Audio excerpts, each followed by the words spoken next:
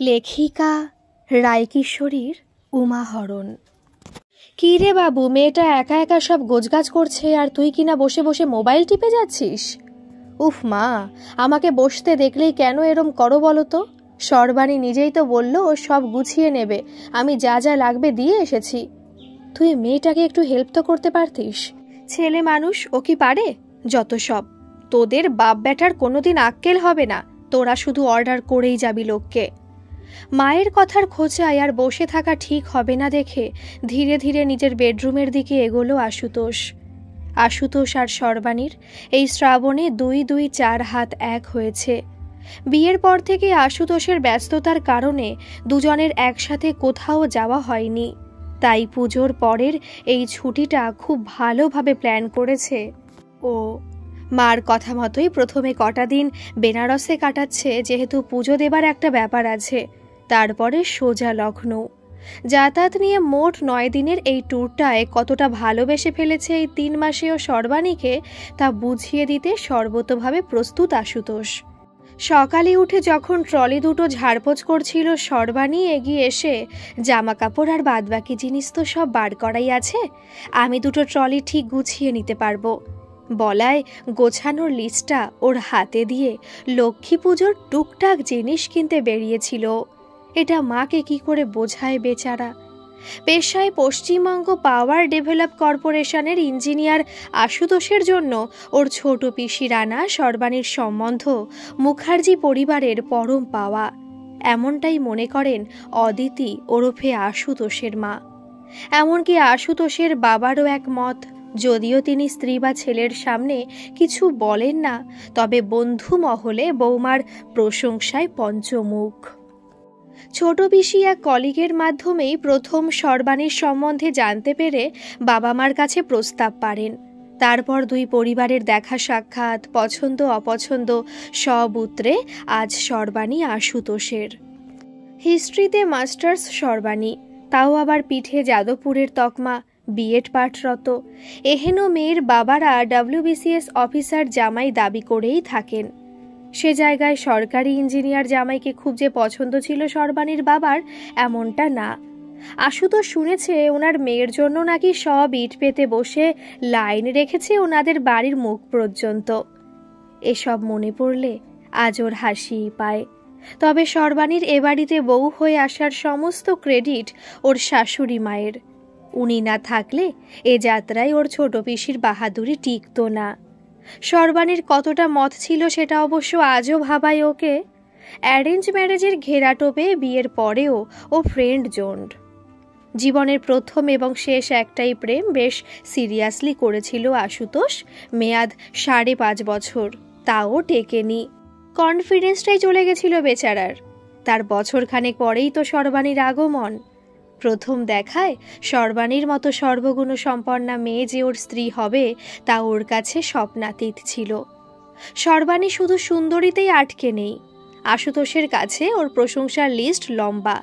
তবে যেটার জন্য ও আজও ঢোক গেলে সেটা হলো ফেসবুকে কমিটেড লেখা মেয়েরা বাস্তবে কম বেশি সিঙ্গেলই হয়। আসলে বিয়ের আগে সর্বাণীর প্রোফাইলে ওই একই লেখা দেখেছিল কিনা। পর্দার আড়ালে দাঁড়িয়ে ঠোঁটের কোণ বাঁকিয়ে এসব ভাবতে ভাবতেই গাল চুলকোছিল আশুতোষ, আর এক মনে দেখছিল সর্বাণীকে। হঠাৎ সর্বাণীর চোখ পড়ায় নিজেকে সামলাতে গিয়ে বলে বসল, মা বলল দাড়িটা কেটে নিতে। মুচকি হেসে সর্বাণী শেভিং কিটটা এগিয়ে দিয়ে বলল, সকালে কাটলে যে মার পছন্দ হয়নি। একগাল হেসে জিভ কেটে ডিভানের ওপর থেকে টাওয়ালটা নিয়ে বাথরুমে ঢুকলো আশুতোষ। কানে এলো, গালে সুথল দিও।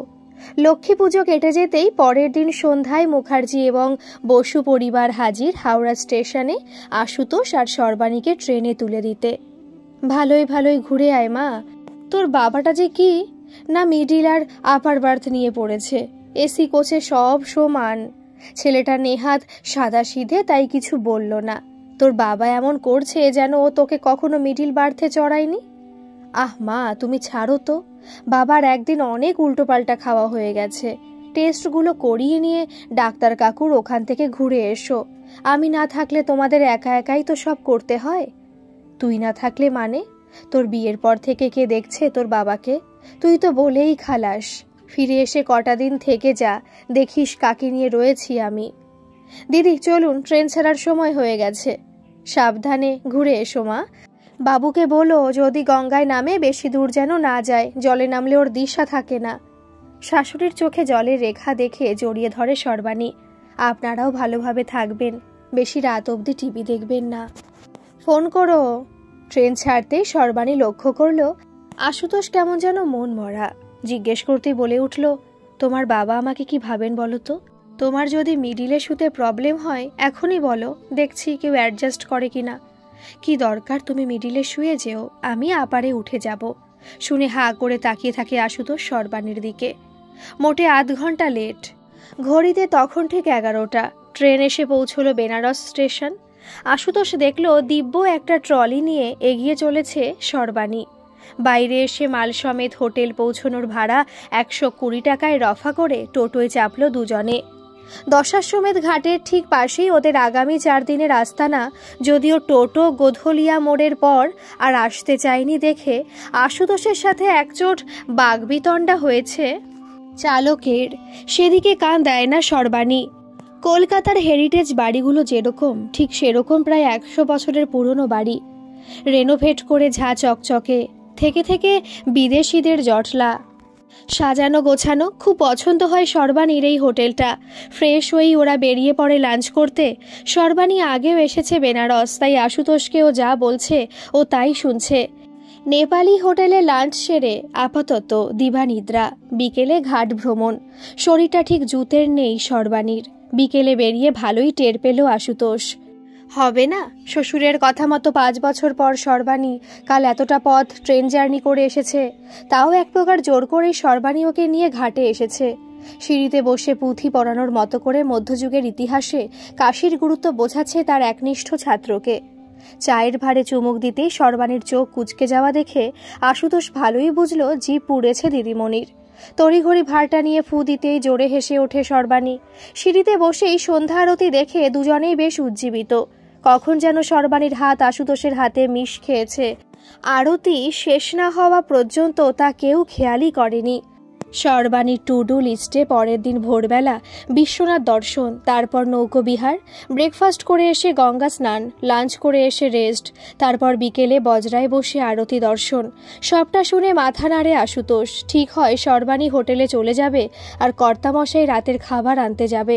হোটেলের ছেলেটা বলেছে কাছেই ভালো রাবড়ি পাওয়া যায়। সর্বাণীর আবদারে সেটাও যোগ হলো।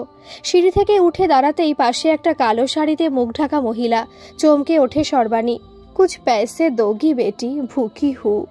পরের দিন ভোর 5টা নাগাদ হোটেলে স্নান সেরে নতুন শাড়ি পাঞ্জাবিতে সেজে ঠিক যেমনটা আশুতোষকে ওর মা বলেছিল সেভাবে তৈরি হয়ে বাবা কাশী বিশ্বনাথ দর্শন করতে হাজির ওরা। লম্বা লাইন। হঠাৎ পাশে চাদর জড়ানো মুখ ঢাকা এক অপরিচিত ব্যক্তি এসে দাঁড়িয়ে জিজ্ঞেস করে, কলকাতা থেকে এসেছেন? নতুন বিয়ে হয়েছে বুঝি? ঘাড় নেড়ে উত্তর দিয়ে সামনে এগিয়ে যায় আশুতোষ সর্বাণীকে নিয়ে।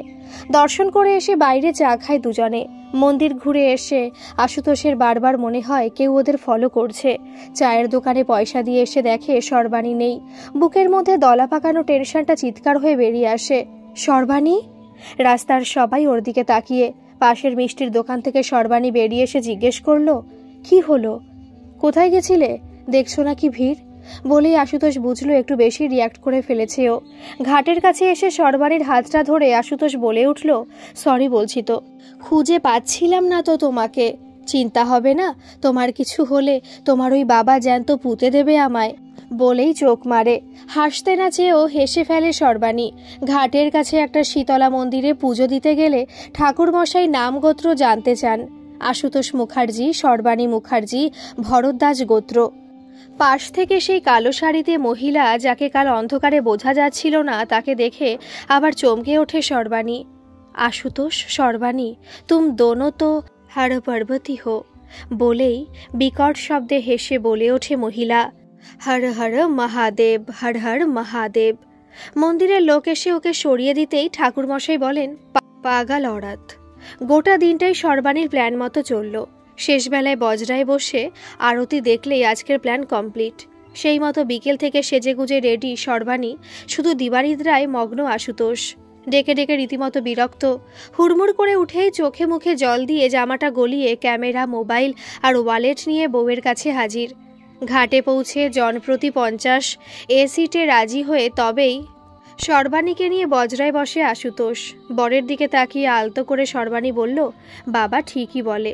সন্ধ্যা আরতি শেষ হতেই সর্বাণী প্রদীপ ভাসাতে চায়। স্বভাববশত দরদাম করে প্রদীপ নিয়ে এসে আশুতোষ দেখে সর্বাণী নেই, বজরাই নেই, সিঁড়িতে নেই। আশেপাশে যত দূর চোখ যায় তাতে সর্বাণীকে দেখতে পায় না আশুতোষ। পাগলের মতো ছটফট করতে থাকে। ওখানে উপস্থিত সবাইকে জিজ্ঞেস করে কেউ সর্বাণীকে দেখেছে কিনা। নৌকোর ছেলেগুলোকে জিজ্ঞেস করতে কেউ বলে, आरती खत्म हो गया, वो शायद चली गई होगी। আবার কেউ বলে, घाट घूमने गई होगी बाबू, आप भी चलिए ना, सिर्फ 100 रुपया। ওপরে উঠে এসে যেখানে পাটাতন রাখা আরতি হচ্ছিল সেখানে সর্বাণীকে খুঁজতে থাকে আশুতোষ। প্রত্যেকে দাঁড় করিয়ে দেখতে থাকে সর্বাণী কোনো চেনা কাউকে পেয়ে গল্প করছে কিনা। কিন্তু না, সর্বাণী নেই। কেউ কেউ জানতে চায়, হুয়া क्या भाई, मेरी बीबी यहाँ पर थी, अभी नहीं मिल रही। শুনে কেউ সান্ত্বনা দেয়। কেউ বলে, এত ভিড়, একটু হালকা হোক, ঠিক খুঁজে পাবেন। আবার কেউ বলে, बिछड़ गया था क्या, হোটেল চলে গেই হোগি। পরিমরি সিঁড়ি ভেঙে ওপরে এসে হোটেলের রাস্তা ধরে আশুতোষ। হোটেলে আসতেই রিসেপশনিস্ট মেয়েটা চাবি এগিয়ে দিয়ে জিজ্ঞেস করে, आरती कैसी लगी? मेरी बीबी आई है? नहीं सर, मैडम तो नहीं आई है यहाँ पे। मिल नहीं रही आरती की बात, सोचा होटल आई होगी। आपने उन्हें फोन किया? शायद वही आपका इंतजार कर रही होगी। শুনে কেমন ভেবলে গেল আশুতোষ। সত্যিই তো, ও তো একটা ফোন করে দেখতেই পারে কোথায় আছে। এতক্ষণ এটা মাথাতেই আসেনি ওর। মোবাইল বের করে 3বার ট্রাই করতে 3বারই নট রিচেবল। শোনায় চোখের কোণ চিকচিক করে ওঠে আশুতোষের। আর সেটা দেখে রিসেপশনিস্ট মেয়েটির বুঝতে বাকি থাকে না। কি শুনলেন উনি? पवन इधर आओ, साहब के साथ घाट पर जाओ और चप्पा चप्पा ढूंढना, मैडम कहीं वहीं पे होगी। अच्छा तुम मंजू को भी साथ ले लो। 3 জন মিলে দশাশ্বমেধ ঘাট ও আশেপাশের বেশ কটা ঘাট ভালোভাবে দেখে 5 জনকে জিজ্ঞাসাবাদ করেও খুঁজে পায় না সর্বাণীকে। ক্রমশ ভেঙে পড়তে থাকে আশুতোষ। পবন এবং মঞ্জু দুজনেই ওকে এখানে যেতে পারে, ওদিকে যেতে পারে, এসব বোঝাতে থাকে। আশুতোষ ওদের হোটেল যেতে বলে ও বাজারের ওদিকটায় যায়। নেপালি হোটেলে এসে খোঁজ করে ওরাও দেখেনি, জানিয়ে দেয়। সকালে প্যারা কিনতে গেছিল, কেনা হয়নি, ভাবলো হয়তো ওখানে গেছে। সেখানেও ভিড়ের মধ্যে সর্বাণীকে খুঁজে পায় না ও। উল্টো দিকে বাবা বিশ্বনাথের মন্দিরের প্রবেশদ্বার। হাত জোর করে শুধু একটা কথাই বলতে থাকে, সর্বাণীকে ফিরিয়ে দাও। ফোন বেজে উঠতেই আবেশ কাটিয়ে ব্যস্ত হয়ে পড়ে ফোন তুলতে। দেখে বাবা মানে শ্বশুর কলিং। ভয় ফোনটা না ওঠাতে চেয়েও দ্বিতীয়বার ফোনটা তোলে। কি ব্যাপার আশুতোষ, তোমরা ফোন তুলছো না কেন? সাবুমার ফোনও লাগছে না। না আসলে আরতি দেখছিলাম তো, তাই শুনতে পাইনি। কি রাত 8টা বাজে এখনো আরতি? যাই হোক, সাবুকে ফোনটা দাও, ওর মা কি কথা বলবে। না আরতি তো আগে হচ্ছিল, সর্বাণী একটু কেনাকাটা করছে, আপনি পরে যদি। আচ্ছা আমিও ফাঁকা হলে আপনাকে ফোন করতে বলবো। সেই ভালো। ফোনটা রেখে জোরে জোরে নিঃশ্বাস ফেলে আশুতোষ। ওর গলার কাছটা শুকিয়ে ওঠে। ঘামে ভেজা শরীরে যখন শিরদাঁড়া বেয়ে ঘাম গড়িয়ে পড়ে কেঁপে ওঠেও। আবার ছুট লাগায় ঘাটের কাছে। ফোন করে সর্বাণীকে। সেই এক নট রিচেবল। পাগলের মতো মন্দিরগুলোতে ছুটে যায়। সকালের মন্দিরটা একবার দেখে বেরিয়ে আসতে সেই কালো শাড়ির মহিলার সাথে ধাক্কা। আরে দিখতা নেহি ক্যা? সরি দেখা নেহি। আরে আপ শঙ্কর মহাদেব, মাই সাথ মে নেহি আই। গলা রীতিমতো কেঁপে ওঠে ওর এটা বলতে। খো গেই वो, खो गई? नहीं नहीं खोई नहीं वो, यही है, ढूंढो उसे। भाला पर्वती अपनी सीप को छोड़ के कहीं जा सकती है क्या? তাকিয়ে থাকে অনেকক্ষণ মহিলার দিকে আশুতোষ। সরে আসতেই মহিলা পিছু নেয়। ভুকি হু শঙ্কর খিলা দে কুছ। বুক পকেটে হাতরে একটা 50 টাকার নোট পেয়ে ওই মহিলাকে দিয়ে সিঁড়ি দিয়ে উঠে এসে হোটেলের দিকে পা বাড়ায়। হোটেলে আসতেই বাঙালি ম্যানেজার যেন ওরই অপেক্ষা করছিল। ছুটে এসে জিজ্ঞেস করলো, স্যার শুনলাম ম্যাডাম মিসিং, কিছু খোঁজ পেলেন? না কোথাও পেলাম না। এখানে? না স্যার, ম্যাডাম এখানে আসেননি। পবন স্যারকে পানি দো। বলছিলাম কি স্যার, রাতে আর কোথায় খুঁজবেন? কাল সকালে বরং থানার বড়বাবুর কাছে নিয়ে যাব আপনাকে। শুনে চোখ দুটো ঝাপসা হয়ে যায় আশুতোষের। জল খেয়ে উঠে দাঁড়াতেই মাথাটা ঘুরে ওঠে ওর। ম্যানেজার আর পবন দুজনে মিলে ঘরে দিয়ে আসে ওকে। খাটে বসে প্যান্টের পকেট থেকে মোবাইলটা বের করে অন করতেই কাল বিকেলে ঘাটে বসা ওর আর সরবানের ছবি ভেসে ওঠে। সঙ্গে সঙ্গে আসে কতগুলো মিসড কল অ্যালার্ট। খুঁজতে থাকে সরবানের মিসড কল আছে কিনা। দেখলো সবকটাই মা, বাবা নয়তো শ্বশুরের। স্ক্রিনটা অফ করে মাথায় হাত দিয়ে বসে পড়ে। এমন সময় দরজায় বেলের আওয়াজ। দরজা যদিও এমনি ভেজানো ছিল, তবু ছুটে খুলতে যায় আশুতোষ। ভাবে সরবারই নয় তো। দেখে পবন। बाबू शाम से आप परेशान है, कुछ खाया पिया नहीं? मैनेजर साहब ने कहा रोटी सब्जी देकर आऊं। टेबिले खाबारटा रेखे चले जेते जेते पवन बोले जाए, काशी अच्छा जाएगा है बाबू, अनर्थ इतना आसानी से नहीं होता किसी का। दरजाटा लागिए लाइट डिम करे उपुर हुए खाटे शुए पड़े आशुतोष। চারিদিকে অন্ধকার, কেমন যেন ধোয়া ধোয়া। বেশ কবার শুকলে বোঝা যায় কোনো চড়া ধূপের গন্ধ। জড়ো হয়ে আসা চোখের পাতা সরাতেই হালকা আলোর রেখা। চোখ বুঝতেই আবার অন্ধকার। চোখ খুলতেই একটা পুরনো বাড়ির দেওয়াল আর জানলার ফাঁক দিয়ে দূর বারান্দা থেকে আসা একফালি আলো, সঙ্গে কপালের কাছটায় ক্রমাগত বাড়তে থাকা যন্ত্রণা। উঠে দাঁড়াতে যেতেই সর্বাণী বুঝতে পারে ওর হাত পা কেউ দড়ি দিয়ে চেয়ারে বেঁধে গেছে।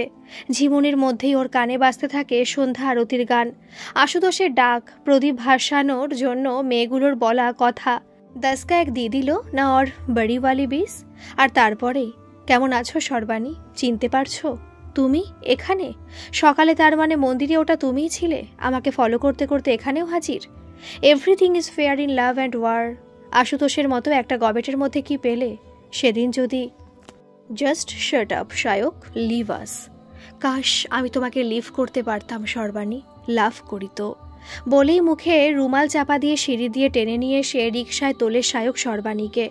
তারপর আর কিছু মনে নেই ওর। মাঝে একবার জ্ঞান আসায় মনে আছে ওকে চিৎকার করতে দেখে দেওয়ালে ওর মাথা ঠুকে দেয় শায়ক।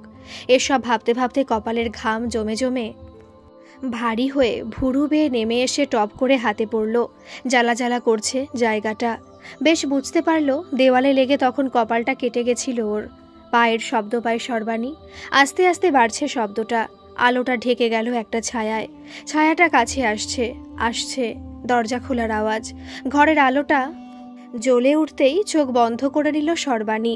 চোখ খুলতেই ওর সামনে শায়ক চেয়ারে বসা। কেমন একটা বিশ্রী হাসি আসছে।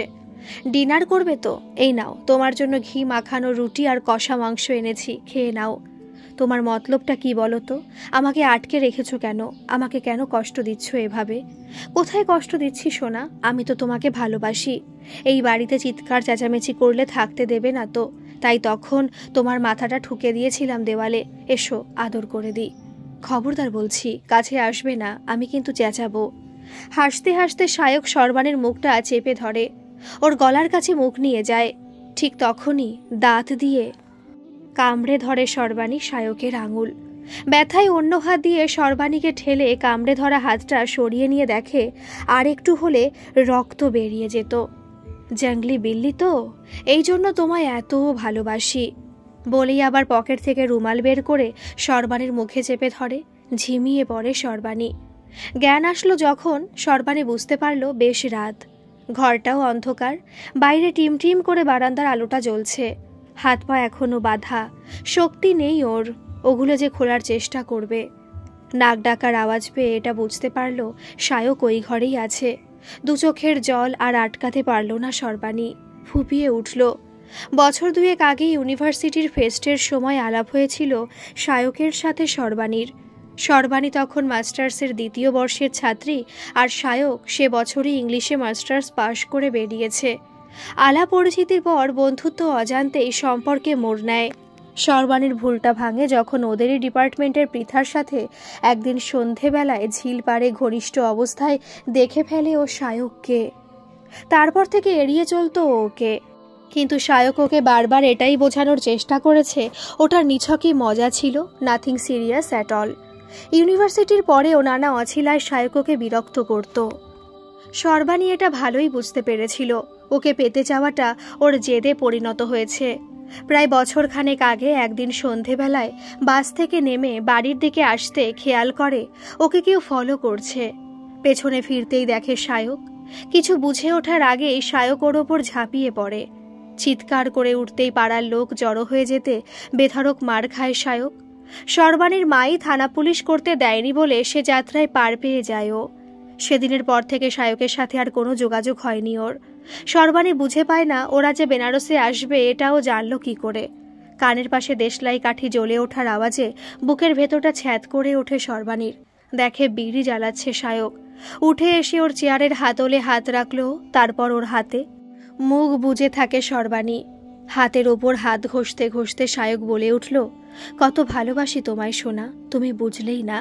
সেদিনের ওই সামান্য ঘটনায় তুমি এত রেগে গেলে যে আমাদের ভালোবাসাকে ভুলে ওই ক্যাবলা ছেলেটাকে বিয়ে করে নিলে। তোমার পাশে ওকে একদম মানায় না। কত কাঠখড় পোড়ালাম তোমার জন্য। জানো, তোমার মাসতুতো বোনের সাথে প্রেম করছি এখন। ওর কাছ থেকেই তো তোমাদের এখানে আসার কথা জানতে পারি সোনা। বিড়িটা ফেলে ঘরের ছোট লাইটটা জ্বেলে সর্বাণীর মুখের কাছে মুখ নিয়ে এসে বিড়বিড় করে বলল, তুমি শুধু আমার। গাল দুটো জোরে টিপে ধরতেই সর্বাণী আর না চিৎকার করে পারল না। সোনা, তুমি উঠে পড়েছ, চলো আমরা চলে যাই একসাথে অনেক দূর, সংসার করব সেখানে। চেয়ার থেকে ওঠার বৃথা চেষ্টা করতেই সামনে ঝুঁকে সর্বাণী থুতনিটা ধরে ফিচেল হাসি হেসে সায়ক বলল, তারা কিসের, যাব তো। পকেট থেকে রুমাল বের করে ওর মুখের কাছে না ধরে আবার পকেটে ঢুকিয়ে রাখলো। আমি দড়ি খুলে দেব, তুমি আমার সাথে হেঁটে হেঁটে যাবে, কেমন? আর চিৎকার করলে লোক জানাজানি হলে সবাই ভাববে তুমি বরকে ছেড়ে আমার সাথে রাত কাটাতে এসেছো এই ছেলেদের লজে। আর ওদিকে তোমার বড় তোমায় খুঁজছে। এসব জানলে তারপর আর কি তোমাকে ঘরে তুলবে? সায়কের কথাগুলো শুনতে ডুকরে কেঁদে উঠল সর্বাণী। বাইরে তখনও আলো ফোটেনি ভালোভাবে। সিঁড়ি দিয়ে নেমে ফটকের কাছে এসে সর্বাণী দেখল সবকটা ঘরে দরজা বন্ধ। কারো কাছে যে সাহায্য চাইবে সে উপায় নেই। দরজায় তালা দিয়ে এসে হুকে চাবিটা ঝুলিয়ে সর্বাণীর হাত ধরে হিড়হিড় করে টেনে বাইরে নিয়ে আসলো সায়ক। অন্ধকার ঘুপছি একটা গলি পেরোতেই ঘাটে এসে পৌঁছল ওরা। তাড়াহুড়ো করে নামতে গিয়ে চাতলে শুয়ে থাকা একজনের গায়ে হোঁচট খেয়ে ছিটকে পড়ে যায় সায়ক। কন হেরে হারামখোর, দিখতা নেহি সোই হু মে, ইতনি জলদি কাহা ঝান্ডা গাড়নে যায়েগা আজাদি কা। মাথার ওপর জ্বলতে থাকা ভেপার আলোতে সর্বাণী চিনতে ভুল করে না সেই কালো শাড়ি পরা মহিলাকে। ছুটে গিয়ে ওর কাছে আশ্রয় নিয়ে বলে, মুঝে বাঁচা লিজিয়ে মাঝি, মুঝে বাঁচা লিজিয়ে। চোখ দুটো আঙুল দিয়ে বড় করে সামনে ঝুঁকে সর্বাণীর গালে হাত দিয়ে মহিলা বলে ওঠে, পার্বতী তেরে লিয়ে তো মেরা শঙ্কর ওহা ইন্তজার কর রহা হে। কি হচ্ছে কি সর্বাণী? এই বুড়ির সাথে গল্প করার সময় না এটা, চলো ওঠো। কোথাও যাব না আমি তোমার সাথে, ছাড়ো আমাকে। কাল থেকে সহ্য করছি তোমার টর্চার, কিন্তু আর না। সর্বাণীর কথা শেষ হতে না হতেই সায়ক ওকে টেনে ঘাটের দিকে নিয়ে যেতে থাকে। ওই মহিলা বাধা দিতে গেলে তাকে লাথি মেরে ফেলে দেয়। টানা হ্যাচড়াতে সর্বাণীর ওড়নাটা মাটিতে পড়ে যায়। ঘুম ভাঙতেই আশুতোষ মোবাইলের ঘড়িতে সময় দেখে 4:12। চোখে মুখে জল দিয়ে পার্স আর মোবাইলটা নিয়েই নিচে নেমে পবনকে ডেকে চাবিটা দিয়ে মেইন দরজাটা খুলে দিতে বলে। হোটেল থেকে বেরিয়ে আসতেই শুনতে পেল পবনকে কেউ জিজ্ঞেস করছে, क्या हुआ भाई, কাল শাম সে ইনকো পরেশান দিখ রাহা হু। ঘাটের কাছে এসে চারিদিকটা ভালোভাবে দেখল আশুতোষ। ভোরের আলো সবে ফুটতে শুরু করেছে। সন্ন্যাসী ভিখিরিগুলো চাতালে শুয়ে আছে। মাঝিরা একা করে এসে নৌকোগুলোর ঝাড়পোছ করতে ব্যস্ত। একটু পরেই তো সাওয়ারি নিয়ে বেরোবে। সিঁড়িতে বসে পড়ে আশুতোষ মনে মনে কাল সারাদিনের কথা চিন্তা করে। সর্বাণীকে কেউ কি কিডন্যাপ করলো? কিন্তু কেন? নাকি সর্বাণী স্বেচ্ছায় ওকে ছেড়ে চলে গেছে? দ্বিতীয় সম্ভাবনাটা ভেবে মনে মনেও বলতে থাকলো, অপছন্দ করতো আমায়, বিয়ে কেন করলো তাহলে? সত্যিই তো ওর ব্যাপারে আমি তো কিছুই জানি না, যেটুকুও বলেছে তাই জানি। তবে কি ফেসবুকের কমিটেড লেখার জন্যই কি এখানে এসে আমাকে ছেড়ে চলে গেল? হঠাৎ কানে এলো এক মহিলা কণ্ঠস্বর। কারো নাম ধরে খুঁজছে মনে হয় মন্দিরের কাজটায়। উঠে গিয়ে দেখলো, আরে এ তো সেই মহিলা, ওকে শঙ্কর শঙ্কর করে এত সকালে এরকম পাগলের মতো কেন করছে? আর একটু এগোয় আশুতোষ। মহিলাটিকে মন্দির থেকে কেউ একজন ধাক্কা দিয়ে নামিয়ে দিচ্ছে, কিন্তু মহিলাটি মরিয়া ভেতরে কাউকে খোঁজার জন্য। কাছে যেতেই মহিলাটি আশুতোষের দিকে ছুটে আসে। শঙ্কর, শঙ্কর, मैं तुझे ही ढूंढ रही थी।